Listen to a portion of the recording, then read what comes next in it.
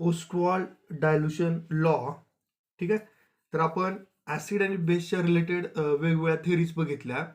तर जी आर्यनेसनी कन्सेप्ट मांडला acid and बेसिसचा, त्याच्याबद्दल आणखीन विस्तृत माहिती जी आहे ती F.W. ओस्टवॉल्डने डायल्युशन लॉच्या माध्यमातून सांगितली. कधी? 1888 मध्ये. ओके.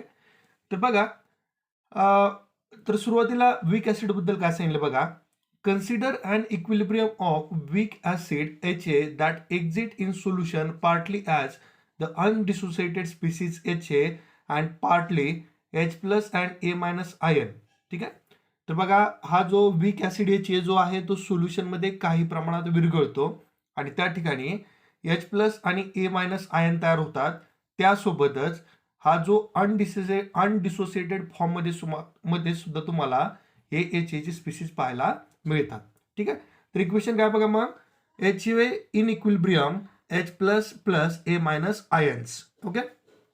तर याच्यासाठी आता the acid dissociation constant is given by that is Ka is equal to concentration of H plus ion into concentration of A minus divided by concentration of HA. Okay. तर आता बघा, suppose 1 mole of acid is initially present in volume V dm³ of solution. ठीक आहे. हा जो HA आहे तो 1 मोल आहे जो V dm³ एवढ्या सोल्युशन मध्ये प्रेझेंट आहे. ठीक आहे. At equilibrium, the fraction dissociated would be alpha, where alpha is degree of dissociation of the acid. Okay. तर आपण हा सोल्युशन मध्ये डिझॉल्व्ह केल्यानंतर HA त्या ठिकाणी H प्लस आणि A मायनस आयन फॉर्म झाले. तर त्याचं प्रमाण किती आहे? अल्फा, ज्याला आपण डिग्री ऑफ डिसोसिएशन म्हणतो. याशिवाय सुरुवातीला ही 1 मोल एवढी क्वांटिटी होती, त्याच्यामधले अल्फा एवढे आयन डिसोसिएट झाले आणि जो अनडिसोसिएट ऍसिड आहे तो कसा असेल बघा. तर the fraction of acid that remains undissociated would be 1 minus alpha. Okay. तर बघा, त्यानंतर काय म्हणले मग की आता या ठिकाणी बघा, इक्वेशन मधून तुम्हाला सगळ्या गोष्टी क्लिअर होऊन जातील. तर या ठिकाणी HA aqueous in equilibrium H plus ion plus A minus ion. Okay. Amount present at equilibrium per mole. तर या ठिकाणी HA जो आहे तो युनिक आहे, 1 मोल आहे. ठीक आहे. त्यामधले अल्फा एवढे आयन्स डिसोसिएट झाले. ओके. तर हा काय असेल मग, 1 मायनस अल्फा, ह्याच्यापासून आपल्याला HA मिळेल. ओके. आणि या ठिकाणी जे H प्लस आहे त्याचं प्रमाण अल्फा एवढं आहे. याशिवाय A मायनसचं प्रमाण अल्फा एवढं आहे, ज्याला आपण डिग्री ऑफ डिसोसिएशन म्हणतो.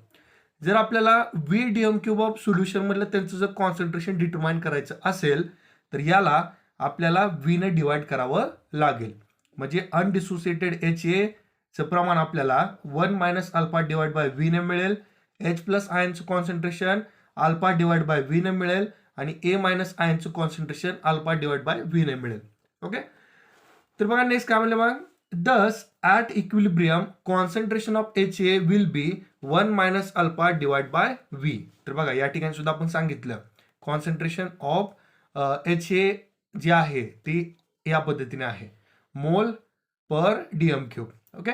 आणि याशिवाय हे जे H प्लस आणि A मायनस आयन आहेत बघा, त्यांचं जे कॉन्सन्ट्रेशन आहे ते आहे अल्फा डिवाइड बाय V, मोल dm³. ओके. तर आता ह्या ज्या सगळ्या किमती आहेत हे 3.3 इक्वेशन मध्ये जर आपण सबस्टिट्यूट केल्या तर बघा, या ठिकाणी मी 3.3 इक्वेशन लिहिलंय. तर Ka is equal to concentration of H plus ion into concentration of A minus ion divide by HA. ठीक आहे. तर आता या ज्या किमती आपण दिलेत बघा, HAच्या आणि H प्लस आणि A मायनस आयनच्या, आपण ह्या इक्वेशन मध्ये पुट करूया. ओके. तर काय होईल बघा, Ka is equal to in bracket alpha divide by V into in bracket alpha divide by V. तर बघा, ह्या दोन्हीसाठी किंमत एकच आहे आणि डिवाइड बाय या HA च्या ऐवजी काय येईल, in bracket 1 minus alpha divide by V. Okay. तर जो या ठिकाणी V जो आहे तो आपण कॉमन कॅन्सल केला आणि अल्फा इंटू अल्फा स्क्वेअर होईल. ठीक आहे.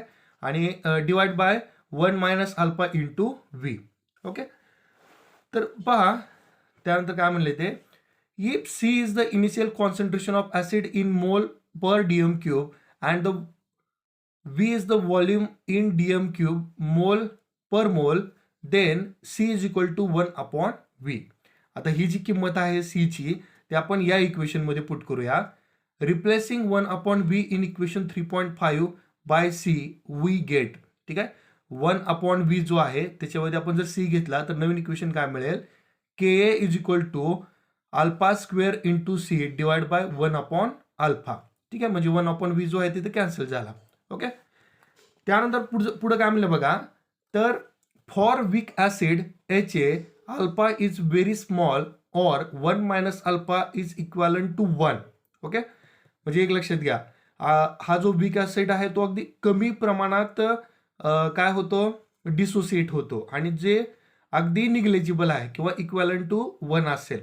ओके, म्हणजे हे जे येणार उत्तर आहे 1 मायनस अल्फा ते. आता ही जर किंमत आपण ह्या इक्वेशन मध्ये पुट केली तर काय होईल बघा, या 1 मायनस अल्फाच्या ऐवजी 1 येईल, या 1 ने आपण alpha square divide by C जर केलं तर शेवटी काय राहणार आहे, KA is equal to alpha square. Okay, KA is equal to alpha square divide by C. Okay, हे राहिले या ठिकाणी. ठीक आहे, तर आता आपण काय करूया, आपल्याला या अल्फाची किंमत जर काढायची असेल तर हा जो इकडं मल्टिप्लाय करतो तिकडे जाऊन काय करणार आहे, डिवाइड करणार आहे, म्हणजेच काय होईल KA अपॉन C. आता हा स्क्वेअर कॅन्सल करायचा आपल्याला, तर काय असेल बघा, alpha is equal to under root KA upon C. Okay, तर हे आपल्याला अल्फाची किंमत या ठिकाणी मिळाली. तर याच्यावर काय सांगायचं बघा, the equation 3.8 implies that the degree of dissociation of weak acid is inversely proportional to square root of its concentration. ठीक आहे, 1 upon C म्हणजेच काय, square root of concentration, directly proportional to square root of volume of solution containing 1 mole of weak acid. बरोबर आहे, direct proportional to KA. ठीक आहे, तर हे झालं वीक ऍसिड बद्दल. आता आपण वीक बेस बद्दल बोलूया. तर त्या ठिकाणी काय म्हणलं बघा, पुन्हा तेच, consider 1 mole of weak base BOH dissolve in VDM cube of solution. The base dissociate partially as. कशा पद्धतीने तो विरघळेल बघा, तर हा जो BOH आहे त्याचे काय अनडिसोसिएटेड आयन्स राहतील, मॉलिक्यूल राहतील, आणि जो डिसोसिएट पार्ट आहे B प्लस आणि OH मायनस असेल, आणि याच्यामध्ये एक प्रकारचं इक्विलिब्रियम असेल. तर आता आपण इथंही base dissociation constant that is KB. Okay, तर तिची किंमत काय असेल बघा, concentration of B plus ion into concentration of OH minus ion divide by BOH. ठीक आहे, आणि इथं सुद्धा तेच सुद्धा आहे, let the fraction dissociate at equilibrium is alpha and that remains undissociated is 1 minus alpha. ठीक आहे, म्हणजे BOH चं प्रमाण काय असेल, 1 मायनस अल्फा, आणि B प्लस आणि OH मायनसचं प्रमाण काय असेल, अल्फा असेल, जसं आपण आधी पाहिलं ते. तर पुन्हा इथं बघा, आपल्याला एक पुन्हा चार्ट आलाय ज्याच्यामध्ये हे सुद्धा आपल्याला पाहायला मिळेल. तर कसं दिलं बघा या ठिकाणी, तर हा जो BOH आहे तो आपण डिसोसिएट केला, त्या ठिकाणी B प्लस आणि OH मायनस आयन तयार झाले. ओके, पण अनडिसोसिएट फॉर्म मध्ये हा बेस आपल्याला पाहायला मिळतो.